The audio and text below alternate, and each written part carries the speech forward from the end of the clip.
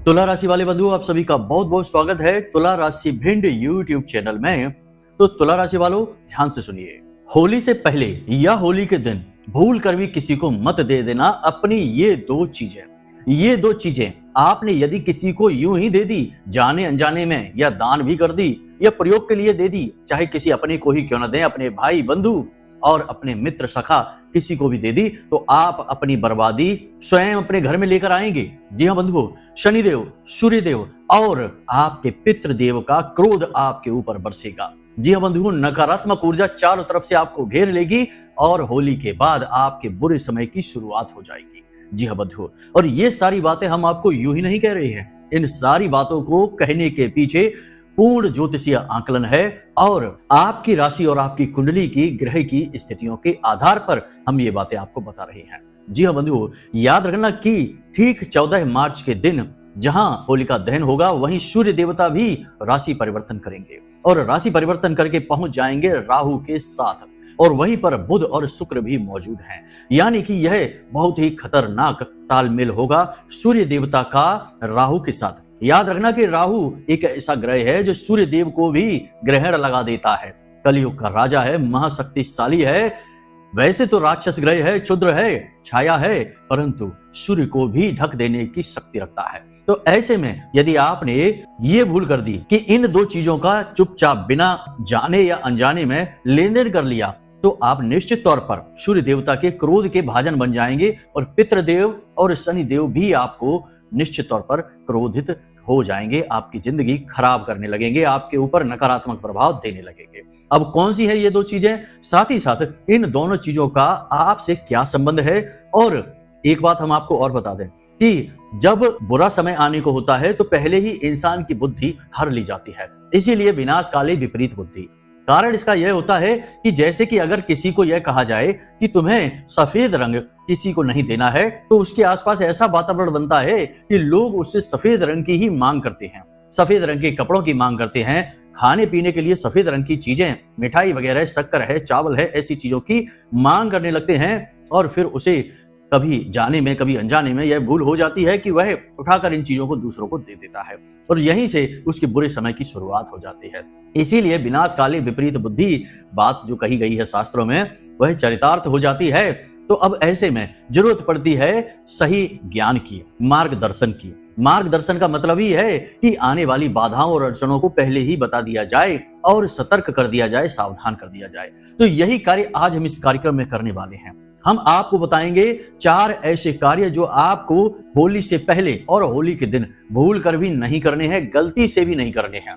कर दिया तो आपका जीवन बर्बाद होते देर नहीं लगेगी। और 2 ऐसी चीजों के बारे में जिन्हें आपको भूल कर भी किसी को देना नहीं है, किसी भी हालत में नहीं देना है। लेकिन विडंबना ऐसी है कि इन 2 चीजों की मांग आपसे अवश्य की जाएगी। जी हाँ बंधुओं, और ये जो 4 कार्य हम आपको बता रहे हैं, ये 4 कार्य करने के लिए आपको प्रेरित किया जाएगा। वातावरण ऐसा बनेगा, लोग आपको प्रेरित करेंगे, माहौल ऐसा बनेगा कि आप अनजाने में ही सही लेकिन इन कार्यों को कर डालेंगे। और जैसे ही आप करेंगे वैसे ही राहु नकारात्मक होकर आपके जीवन में परेशानियां बढ़ाना शुरू कर देगा। और फिर अन्य देवी देवता जैसे कि सूर्य है, शनि है और पितृ हैं, ये भी एक दूसरे से जुड़े हुए हैं, ये भी नाराज होकर, क्रोधित होकर आपके जीवन को बर्बाद करने लगेंगे। जी हाँ बंधु, तो अब ऐसे में आपको यह कार्यक्रम देखना बहुत जरूरी है। याद रखना बंधुओं कि अभी जो समय और काल चल रहा है, यानी होली से ठीक पहले का समय, इसे होलिका अष्टक कहते हैं। हम अपने हर कार्यक्रम में इसके विषय में आपको बता रहे हैं। इस समय पर हर प्रकार की नकारात्मक सकारात्मक कोई भी ऊर्जा हो, अत्यंत बलिष्ठ हो जाती है, सक्रिय हो जाती है, और ऐसे में आपके द्वारा की गई किसी भी गलती का आपको कई गुना फल मिलेगा और शुभ कार्यों का भी आपको कई गुना बढ़ चढ़कर फल प्राप्त होगा। इसीलिए हमने आपको कई छोटे छोटे शुभ कार्य, उपाय, क्रियाएं अनेक कार्यक्रमों में बताई है। इस कार्यक्रम में भी हम आपको एक बहुत ही शक्तिशाली और छोटी सी शुभ क्रिया के विषय में बताएंगे। इसे आपको जरूर करना है। आज जब आप इस कार्यक्रम को देख रहे हैं तो कल से ही इस क्रिया को करना शुरू कर दीजिए। अगर आपने 3-4 दिन भी ये क्रिया कर ली, यानी कि होलिका दहन के दिन तक ये क्रिया चलेगी, तो आपका जीवन धन्य हो जाएगा, आपके ऊपर भगवत कृपा प्राप्त होगी। महादेव के साथ साथ नारायण श्री हरि विष्णु की कृपा भी आपको प्राप्त हो जाएगी। यह बहुत बड़ा और बहुत ही शक्तिशाली अवसर होगा जब आप 2-2 देवों के जो कि बहुत बड़े देव कहे जाते हैं, महादेव कहे जाते हैं और सृष्टि के संचालक नारायण कहे जाते हैं, इनकी कृपा के पात्र बनेंगे। तो बस बंधुओं, कार्यक्रम को अंत तक देखना है। हम आपको उस क्रिया को कार्यक्रम के अंत में बताएंगे। पहले आपको चीजों के बारे में और कार्यों के बारे में बताएंगे। अंत तक कार्यक्रम में रुके रहना है और सारी बातों को अच्छी तरह से समझ लेना है। बाद में न कहना कि गुरुजी आपने बताया तो था लेकिन हमने बात नहीं मानी और आज देखो कि आपने जो कहा वह सब कुछ सत्य हो गया। अक्सर यही लोग हमसे कहते हैं, तो आपको भी कहीं ऐसा ना कहना पड़ जाए, इसलिए कार्यक्रम को अच्छी तरह से समझ भी लेना है। तो चलिए बंधुओं, महामाई को याद करते हैं, कार्यक्रम को शुरू करते हैं। कमेंट बॉक्स में प्रेम के साथ, भाव के साथ लिख डालिए, जय मां भद्रकाली कृपा करो। महामाई निश्चित तौर पर आपके ऊपर कृपा करेंगे। साथ ही साथ 14 मार्च को यानी महारात्रि के दिन हम एक विशेष महाअनुष्ठान का आयोजन करने जा रहे हैं। यदि आपको उसमें भाग लेना है तो वीडियो में नंबर दिए गए हैं, उन नंबरों पर फोन करिए और उस अनुष्ठान के लिए जो दक्षिणा लगेगी, क्योंकि बिना दक्षिणा बिना अर्थ के तो कोई भी कार्य नहीं हो सकता है, तो उस दक्षिणा के विषय में ज्ञान प्राप्त कर लीजिए। उस दक्षिणा से आपके लिए नारियल, चुनरी, महामाई का श्रृंगार खरीदा जाएगा, जो आपकी तरफ से महामाई के चरणों में अर्पित किया जाएगा और आपके नाम से आहुतियां यज्ञ में की जाएंगी, हवन में की जाएंगी और आपकी अर्जी महामाई के चरणों में लगा दी जाएगी। तो ये सारी क्रिया के लिए थोड़ी बहुत अर्थ दक्षिणा की आवश्यकता रहती ही है। जो कुतर्की हैं, बुद्धिहीन हैं, वे इस अनुष्ठान से पूरी तरह से दूर रहें। उनका भगवान ही मालिक है, उनका कोई कुछ नहीं कर सकता। जिन्हें सचमुच में ईश्वर की कृपा, महामाई की कृपा चाहिए, केवल वो ही फोन करें। बाकी कुतर्की से हम हाथ जोड़ते हैं कि दूर रहें, कहीं और ही जाएं। तो चलिए बंधुओं, कार्यक्रम को शुरू करते हैं, मूल विषय को प्रारंभ करते हैं। बंधुओं, अगर आप अब भी सोच रहे हैं कि कुंडली का विश्लेषण कराएं कि नहीं कराएं, क्यों कराएं, क्या जरूरत है कुंडली विश्लेषण कराने की, तो ध्यान से सुनिए। आप इस समय 3 तरीके की स्थितियों में फंसे हुए हैं। एक स्थिति तो यह है कि आपके ऊपर बहुत कर्जा है, व्यापार चल नहीं रहा है, घर में भी क्लेश रहता है, रिश्ते नातों में भी उथल पुथल मची हुई है। तो अब इस स्थिति में आप कैसे फंसे? कोई ना कोई ग्रह था जिसने परेशान किया, तो इससे बाहर निकलने का मार्ग क्या है? कुंडली में छुपा हुआ है, इसलिए कराइए। दूसरा कि आप कुछ जीवन में करना चाहते हैं, निर्णय ले नहीं पा रहे हैं, समझ में आ नहीं रहा है कि क्या करें क्या ना करें, तो इस स्थिति में श्रेष्ठ मार्गदर्शन कौन करेगा? आपके ग्रह, आपकी कुंडली। तीसरा कि आपकी जिंदगी में आपने सब कुछ हासिल कर लिया है, कामयाबी भी हासिल कर ली है, रिश्ते नातों में भी सुख शांति है, परंतु आपके मन में एक बेचैनी है, क्योंकि अब तक शायद आपने वह हासिल नहीं कर पाया जिसके लिए आपका जन्म इस धरती पर हुआ था। यानी कि अपने सही उद्देश्य को आप अब तक हासिल नहीं कर पाए हैं। तो वह उद्देश्य क्या है, क्यों आप इस धरती में, इस संसार में आए हैं, उस उद्देश्य को जानना है। इसको जानने के लिए आपको कुंडली दिखानी है। तो आपके जीवन में जो भी परिस्थितियां हैं, इन परिस्थितियों के सही कारण और उनके निवारण को केवल आपकी कुंडली बता सकती है, इसलिए आपको कुंडली दिखानी है। तो बस अगर आप ऐसी परिस्थितियों में हैं तो नंबर हमने वीडियो में दे रखे हैं, किसी भी नंबर पर 10 बजे से 4 बजे के बीच फोन लगाइए। छोटी सी दक्षिणा देने के बाद अपनी कुंडली का श्रेष्ठतम आकलन करा लीजिए। जय माई की। बंधुओं, एक चीज ध्यान से समझिए कि हमारे आसपास जितनी भी चीजें हैं उनकी अपनी विशेष ऊर्जाएं हैं, किसी की सकारात्मक, किसी की नकारात्मक। नकारात्मक चीजें हमारे जीवन को बुरी तरह से प्रभावित करती हैं, इन्हें अपने घर से निकाल ही देना चाहिए, दूर ही रहना चाहिए। और सकारात्मक चीजें हैं, वे हमारे जीवन को सुंदर बनाती हैं, सुदृढ़ बनाती हैं। इसीलिए आपने देखा होगा कि लोग अष्ट धातु के छल्ले और कवच वगैरह बनाकर पहने रहते हैं, रत्न वगैरह धारण करते हैं, रुद्राक्ष वगैरह धारण करते हैं, तुलसी की माला है या फिर स्फटिक की माला वगैरह धारण करते हैं।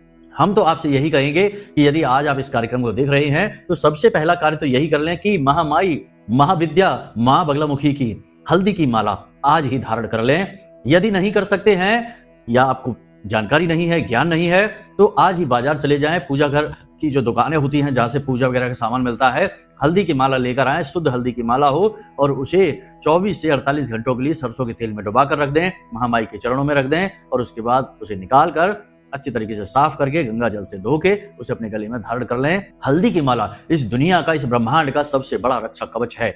यह मां बगलामुखी को समर्पित है और जो भी व्यक्ति हल्दी की माला धारण कर लेता है उसके आसपास बालगा कवच सक्रिय हो जाता है, इसीलिए इस माला का महत्व बढ़ जाता है।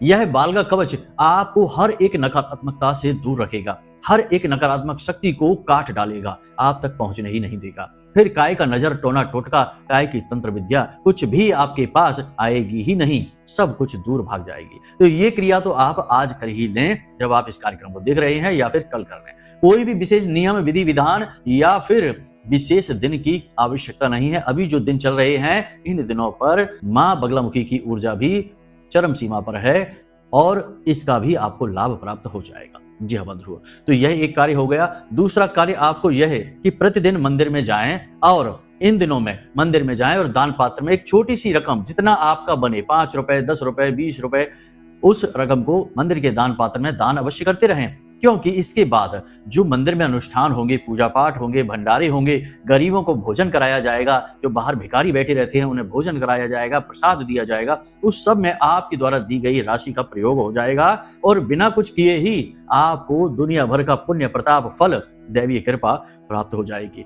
याद रखना कि मंदिर जो होते हैं वे सकारात्मक ऊर्जा के केंद्र होते हैं। वहां से नाना प्रकार से लोग अपने जीवन में पॉजिटिव एनर्जी को लेकर आते हैं। कोई प्रसाद चढ़ाकर, कोई अनुष्ठाान करके, कोई कथा भागवत करवा के, कोई मंदिर में दान करके, भंडारे करवाकर, अलग अलग प्रकार से अपने जीवन में सकारात्मक ऊर्जा भगवान की कृपा को लेकर आते हैं। तो तर्क कुतर्क के चक्कर में ना पड़े और जो शास्त्रीय है, जो विधि विधान के द्वारा बताया गया है, नियमबद्ध है, उसी नियम को माने। तो आप ये कार्य भी जरूर शुरू कर दें, 100% कर दें। अब बात करते हैं 4 ऐसे कार्य जो आपको भूल कर भी नहीं करने हैं। तो होली तक किसी को भी 1 भी रुपया उधार नहीं देना है।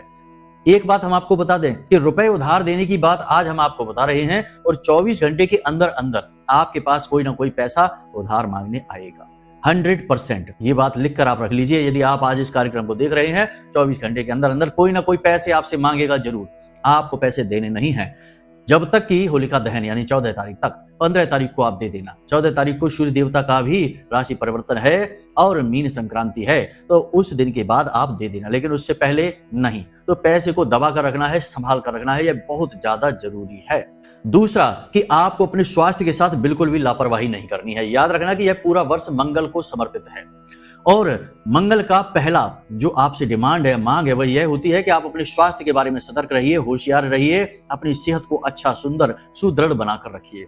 आपको इस समय पर जब मंगल की ऊर्जा भी चरम सीमा पर है, इस समय पर अपनी सेहत का बहुत ख्याल रखना है। स्वाद के पीछे ना भागें, ऐसी चीजें ना खाएं जो स्वाद में तो अच्छी हैं लेकिन सेहत के लिए खराब है। फास्ट फूड वगैरह से दूर रहिए, उल्टा सीधा भोजन ना करिए, हल्का भोजन करिए, कम भोजन करिए और अपने शरीर को थोड़ा कसरत वगैरह करिए, योग प्राणायाम से जुड़िए, ऊर्जावान बनाइए। इससे आपका मंगल बहुत सकारात्मक हो जाएगा और ये पूरा वर्ष ही मंगल को समर्पित है, तो इसके बाद पूरा वर्ष मंगल आपको बहुत अच्छे फल देगा। क्योंकि देखिए अभी मंगल की ऊर्जाएं, सकारात्मक ऊर्जाएं अपने उत्थान पर हैं, तो अभी आप यदि मंगल का दिल जीत लेते हैं, उसे अपने पक्ष में कर लेते हैं, तो पूरा वर्ष आपके लिए यह बहुत लाभदायक रहेगा। जी हाँ बंधुओं, क्योंकि देखिए बंधु, हम केवल अभी ये जो 14 तारीख का राशि परिवर्तन है सूर्य देवता का, इसके विषय में ही बात नहीं कर रहे हैं। 29 मार्च को शनिदेव का बहुत बड़ा महापरिवर्तन पूरे 2.5 वर्षों के बाद होने जा रहा है, इसके विषय में भी बात कर रहे हैं। तो ऐसे में आपको सावधानियां बहुत जरूरी है रखना। जो कार्य हम बता रहे हैं उन्हें आपको करते रहना है। अब 29 तारीख से 27 दिनों के बीच में आपके जीवन में कई पॉजिटिव घटनाएं घटित होंगी। आप लिख कर रख लेना ये बात कि 29 तारीख से दिन गिनना। 29 तारीख से 27 दिन यानी कि 27 दिन का एक चंद्रमास होता है, तो 27 दिनों के अंदर अंदर आपके जीवन में शनिदेव से जितनी भी बाधाएं, रुकावटें, अड़चनें थी, वे एकदम से हट जाएंगी और अचानक से आपको लाभ मिलने शुरू हो जाएंगे। अचानक से मौके, अवसर आपके जीवन में आने लग जाएंगे। जो व्यक्ति बेरोजगार हैं उन्हें नौकरी के अवसर मिलेंगे। व्यापार जिनका रुका पड़ा है, ठप है, उनका व्यापार अचानक से चल निकलेगा। यह प्रमाण होगा कि राशि परिवर्तन शनिदेव का आपके लिए पॉजिटिव रहा है। जी हाँ बंधु, तो इस चीज को भी जरा सा ध्यान रख लेना। हमने इसे आपको बीच में इसलिए बता दिया क्योंकि हमारी बातें प्रामाणिक होती हैं, समय समय पर आप इन्हें चेक कर सकते हैं, जो हम समय के अनुसार आपको बातें बता रहे हैं। तो ये आपको, पहले तो हमने 2 कार्य बता दिए, ये कार्य आपको नहीं करने हैं। अब तीसरा कार्य, इससे आप ध्यान से समझिए। किसी भी मजदूर यानी निम्न वर्ग का जो कर्मचारी है, आपसे काफी निचले स्तर का कर्मचारी है, रोज मेहनत करके रोजी रोटी कमाता है, उसका दिल नहीं दुखाना है, उससे मोल भाव नहीं करना है, उसके पैसे ज्यादा नहीं तोड़वाने हैं। लोगों की यह आदत होती है कि बड़े बड़े शॉपिंग मॉल में, कॉम्प्लेक्स में चले जाएंगे और वहां मुंह मांगे पैसे देकर चले आएंगे। 100 रुपए की चीज के 200-300 रुपए देकर चले आएंगे। लेकिन बाहर जो रेडी वाले हैं, जो बेचारे दिन भर धूप में खड़े हैं, बिक्री कर रहे हैं सामान की, उनके 10-20 रुपए की फायदे की भी नहीं सोच सकते हैं। उनसे रुपए तोड़वाएंगे, 100 रुपए की चीज के 60-70 रुपए देने की कोशिश करेंगे, तो उनका ही मार्जिन, उनका ही प्रॉफिट कम हो जाता है और बेचारे इतनी मेहनत करते हैं, धूप में खड़े हैं। और एक चीज कि ऐसे लोगों के अधिपति शनिदेव होते हैं। जब आप 20 रुपए 30 रुपए तोड़वा कर किसी गरीब आदमी से कोई सामान लेकर आते हैं, आपको लगता है कि आपने 20 रुपए बचा लिए, 30 रुपए बचा लिए, लेकिन ये 20-30 रुपए आपके जो घर में पूंजी है, जो पैसा है, उसको खोखला करना शुरू कर देंगे। आप असल में दीमक लेकर अपने घर में आ गए हैं और धीरे धीरे आप देखेंगे कि अचानक कुछ ऐसा हो जाएगा कि आपके 2-4 हजार, 10-20 हजार रुपए अचानक एक झटके में खर्च हो जाएंगे। कोई बीमार हो जाएगा, कहीं झगड़ा हो जाएगा, कहीं एक्सीडेंट वगैरह हो जाएगा, कुछ ना कुछ ऐसा हो जाएगा कि अचानक से आपके हजारों रुपए खर्च हो जाएंगे। फिर आप सोचेंगे कि हमने तो कुछ ऐसा किया नहीं, अचानक हमारे जीवन में ये खर्चा क्यों आ गया, अचानक हमारी पूंजी कम क्यों हो गई, हमारे खर्चे बजट बिगड़ क्यों गई। तो आप सोचते ही रह जाएंगे, आपको पता ही नहीं चलेगा कि आपने कहाँ गड़बड़ की है, कहाँ गलती की है। हम आपको बता रहे हैं, आप बस एक कार्य करना शुरू कर दीजिए आज से ही। जब आप इस कार्यक्रम को देख रहे हैं कि किसी भी गरीब आदमी से मोल भाव जरूरत से ज्यादा नहीं करेंगे, उसे जाकर बता दीजिए कि हम आपकी चीज इतने रुपए की लेंगे, आपको पसंद है तो दे दो, नहीं पसंद है तो आप जाइए किसी और से ले लीजिए। लेकिन उस पर खड़े रहकर वहीं पर मोल भाव करके उस पर दबाव बनाने की कोशिश ना करें कि उसे मजबूरी में सामान बेचना पड़े। मोल भाव बंद ही कर दीजिए। आप जैसे ही आज से मोल भाव बंद करेंगे, 30 दिन के अंदर अंदर आप देखेंगे कि आपकी फिजूल खर्चियां अचानक रुक जाएंगी। बीमारी है तो बीमारी ठीक हो जाएगी। पैसा आपका बिना मतलब में इधर उधर जो जा रहा था, जैसे कि लोग कहते हैं कि पैसा आता तो खूब है लेकिन रुकता नहीं है, तो पैसा आपका जाना बंद हो जाएगा, अपने आप पैसा रुकना शुरू हो जाएगा। ये बहुत बड़ी ट्रिक है ज्योतिष की, जिसे कोई नहीं बताता है, और यह शास्त्रीय पद्धति भी है। आपको सामान लेना है तो एक रेट फिक्स करिए कि हम तो 70 रुपए देंगे, 60 रुपए देंगे। वो कहेगा नहीं तो कोई बात नहीं, किसी और पर चले जाइए। और कोशिश ये करिए कि जितना पैसा वो कहता है उतने ही पैसे में आप ले लीजिए। आपको लगेगा जरूर कि आपने 10-20 रुपए ज्यादा दे दिए, पैसे थोड़े ज्यादा खर्च कर लिए, लेकिन ये जो 10-20 रुपए आप लेकर आए हैं, ये आप अपनी जो पूंजी है उसके लिए खाद लेकर आ गए हैं। जी हाँ बंधु, खाद समझते हैं ना, जिससे पौधा बड़ा होता है। अब आपकी जो पूंजी है वह बढ़ना शुरू हो जाएगी, फिजूल खर्ची रुकना शुरू हो जाएंगे, अनावश्यक खर्चे रुक जाएंगे और आपका धन बढ़ता चला जाएगा। जी हाँ बंधु, तो मोल भाव की आदत बहुत ही खराब आदत होती है, बहुत ही गलत आदत होती है, और कुतर्की इस आदत को कुछ ज्यादा ही अपनाकर बैठती हैं। उन्हें लगता है कि पूरी दुनिया उनको लूटने पर उतारू है और सबसे उनको अपना धन बचाना है। याद रखना कि धन खुद चुनता है कि वह किसके पास रहेगा। आप पैसे को ना तो रोक सकते हैं, ना कमा सकते हैं, और ना ही किसी को दे सकते हैं, जब तक कि धन पैसा माता लक्ष्मी स्वयं ना चाहें। जी हाँ बंधुओं, इसीलिए रातों रात करोड़पति सड़क पर आ जाते हैं और सड़क पर रहने वाले रोडपति करोड़पति बन जाते हैं। यह माता लक्ष्मी खुद चुनती हैं, धन खुद चुनता है, तो धन के नियम तो मानने ही पड़ेंगे। नहीं मानोगे तो ऐसे ही बर्बाद रहोगे। कोई भी काम कर लेना, परिणाम शून्य ही रहेगा। ये लिख कर रख लेना। तो इस बात का ध्यान रखना है, बिना मतलब के मोल भाव नहीं करने हैं, पैसे तोड़वाने नहीं हैं। जी हाँ बंधुओं, अब बात करते हैं चौथा और सबसे महत्वपूर्ण कार्य। जी हाँ बंधुओं, गलत चीजों का सेवन। जी हाँ, लोग ये अक्सर करते हैं। उन्हें एहसास तो खूब होता है कि शराब पीना गलत है, मांसाहार गलत है, उल्टी सीधी चीजें, नकारात्मक चीजों को खाना पीना, उनका उपभोग करना गलत है, तब भी लोग करते हैं और जानबूझकर मुसीबत बुला लेते हैं। बड़े ग्रहों के गोचर के समय पर ऐसे कार्य नहीं करने चाहिए, और खास तौर से इस समय पर जबकि होलिकाष्टक का समय चल रहा है। आपको नशे से पूरी तरह से दूर रहना चाहिए, मांसाहार से पूरी तरह दूर रहना चाहिए। यहाँ तक कि हम तो ये भी कहेंगे कि तामसिक भोजन, अधिक मसालेदार भोजन से भी आपको दूर रहना चाहिए। साधारण भोजन खाइए, जैसा आहार वैसा विहार, यथा पिंडे तथा ब्रह्मांडे। जैसा आप अपने भोजन ग्रहण करेंगे वैसा ही व्यवहार बनेगा। तामसिक भोजन खाएंगे तो जगह जगह झगड़ा विवाद और बनते काम बिगड़ते चले जाएंगे, और यदि आप साधारण भोजन खाएंगे, सात्विक भोजन खाएंगे, तो आपके बिगड़े काम भी बनने शुरू हो जाएंगे। आपकी वाणी मधुर हो जाएगी, मन शांत हो जाएगा, और आपका बुध और शुक्र दोनों सक्रिय हो जाएंगे, पॉजिटिव हो जाएंगे। तो ये 4 कार्य जो हैं आपको भूल कर भी नहीं करने हैं। नशा नहीं करना है, पैसे उधार नहीं देना है, मोल भाव नहीं करना है, और किसी को सताना नहीं है, और अपनी सेहत का ख्याल रखना है। ये 4 कार्य आपको करने हैं, यानी कि इन पर ध्यान देना है। निषेध है और इनका उपभोग है, वह आप समझ लेना। बाकी अब चलो आगे बढ़ते हैं, आपको बताते हैं इन 2 चीजों के विषय में। तो अब ध्यान से सुनिए बंधुओं, पहली चीज है सूर्य देवता से जुड़े हुए। क्योंकि देखिए, सूर्य देवता अब जिस राशि में, मीन राशि में प्रवेश करने जा रहे हैं, उससे पहले आपको बता दें कि वहां राहु पहले से ही मौजूद हैं, और राहु सूर्य को कमजोर बना देते हैं। यह सुनने में भले ही अच्छा ना लगे, लेकिन जैसे ही सूर्य देवता वहां प्रवेश करेंगे, कमजोर हो जाएंगे। अब ऐसे में यदि आपने सूर्य से जुड़ी हुई चीजें किसी को देना शुरू कर दिया, तो सूर्य देवता बलहीन हो जाएंगे, और आपके जीवन में सूर्य के जितने भी फल हैं वे सारे के सारे रुक जाएंगे। खास तौर से पितृ देवता के आशीर्वाद भी रुक जाएंगे, क्योंकि पितृलोक सूर्य लोक के पास ही स्थित है। पितृलोक का सीधा संबंध सूर्य देवता से माना जाता है। सूर्य देवता ही पितृ देवताओं के अधिपति भी माने जाते हैं। तो यहाँ पर आप समझिए, सूर्य को कमजोर आपको नहीं करना है। गुड़, तांबे के बर्तन, तांबे की कोई भी चीज, और लाल और सफेद रंग के वस्त्र किसी को भी आपको नहीं देने हैं। वैसे सफेद रंग के वस्त्र शुक्र को भी सूचित होते हैं, लेकिन सूर्य देवता के लिए भी होते हैं। कहीं कहीं पर लाल और पीले रंग के वस्त्र कहे जाते हैं। तो आप तीन रंगों को, लाल, पीला और सफेद, ये तीन रंग आपको किसी को नहीं देने हैं। किसी को भी आपको तांबे की कोई भी चीज उपयोग के लिए भी नहीं देनी है। और यहाँ पर आपको सबसे महत्वपूर्ण कि गुड़ किसी को भी नहीं देना है। घर में बात चल जाएगी, घर में लेन देन आप कर लीजिए, लेकिन बाहर किसी को भी नहीं देना है। कभी कभी हम ऐसा करते हैं कि गुड़ से बनी हुई कोई मिठाई किसी को उपहार में दे देते हैं, जन्मदिन में दे देते हैं। ये नहीं करना है, इससे आपको बचना है। सूखे मेवे जो होते हैं ना, उनसे भी आपको बचना है, खास तौर से बादाम, काजू और पिस्ता, इनसे आपको बचना है, क्योंकि ये भी सूर्य के सूचक होते हैं। लोग इनसे बनी हुई मिठाई दे आते हैं और बाद में सूर्य कमजोर करके बैठ जाते हैं और फिर दुखी होते हैं। फिर नौकरी में परेशानी, व्यापार में परेशानी, मान सम्मान की कमी और स्वास्थ्य खराब हो जाना, ये सारी दिक्कतें जीवन में शुरू हो जाती हैं। तो इसका आपको भूल कर भी लेन देन नहीं करना है। अब दूसरी चीज, इसे जरा ध्यान से सुनिए।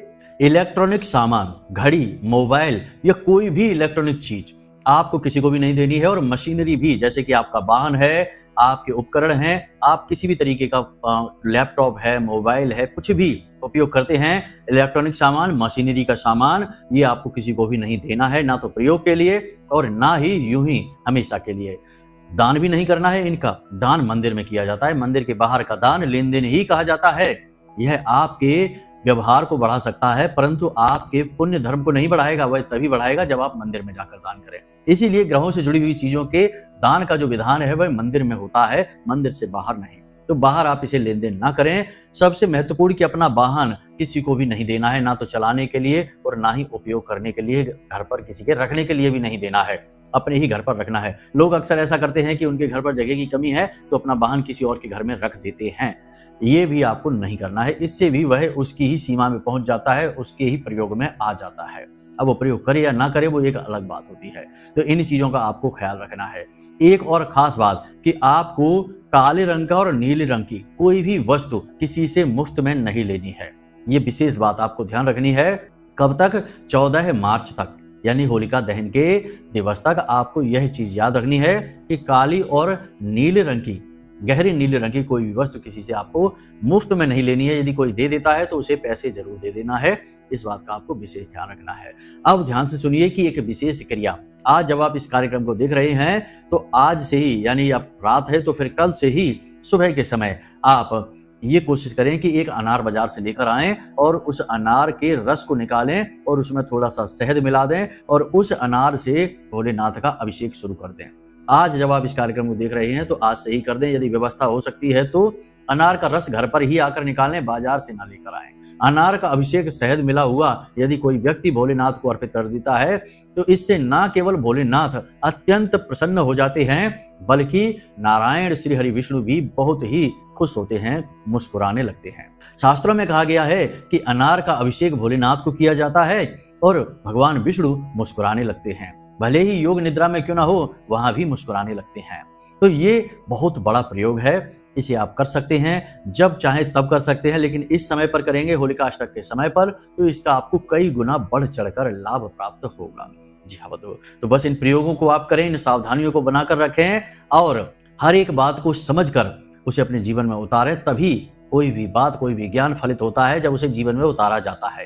केवल सुन लेने मात्र से, पढ़ लेने मात्र से ही जीवन में ज्ञान का लाभ प्राप्त नहीं होता है।